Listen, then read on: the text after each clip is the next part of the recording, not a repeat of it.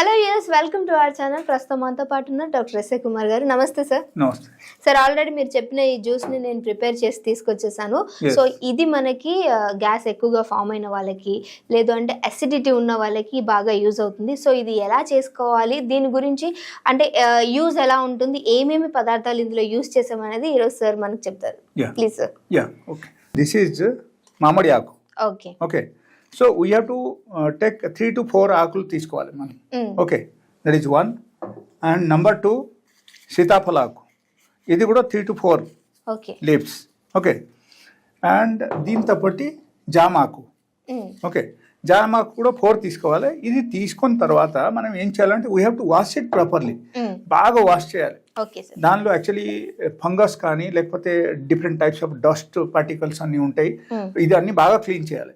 బాగా క్లీన్ చేసిన తర్వాత మనం 1 glass వాటర్ యాడ్ చేసేసి ఈ 3 రకాల ఆకులకు మనం చింపేసి ఒక పాట్లో వేసేసి మనం బాయిల్ చేయాలి. ఓకే, సో బాయిల్ చేసిన తర్వాత this is the essence. Okay, ఈ టైపు వాటర్ మనకు తయారవుతుంది. Okay, so this is one of the best remedy for instant relief for the gastritis or maybe for acidity.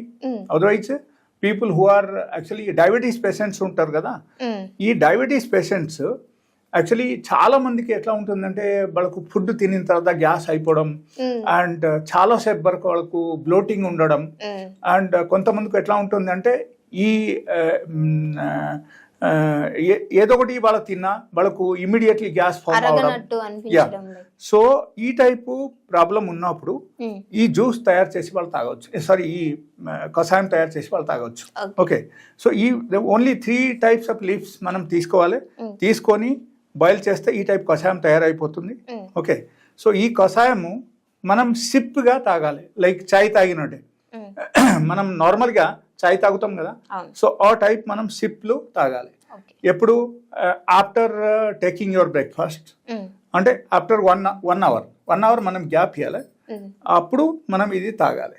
Okay, suppose లెటర్సే ఒకరికి food తీసుకోలేదు అయినా సరే వాళ్ళకు బ్లోటింగ్ అనిపిస్తుంది, ఈవెన్ వాళ్ళు కూడా ఇది తీసుకోవచ్చు.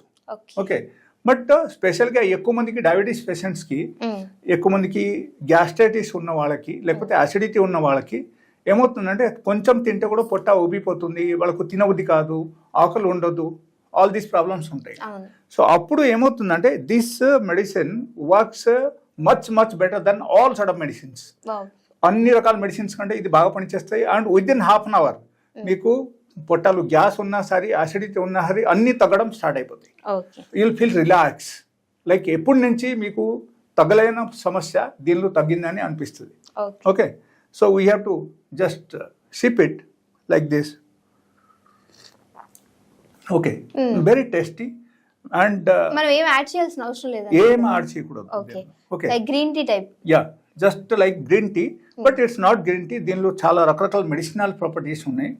And those medicine and is much better than all sort of allopathic medicine, and it is much better than all sort of ayurvedic medicine.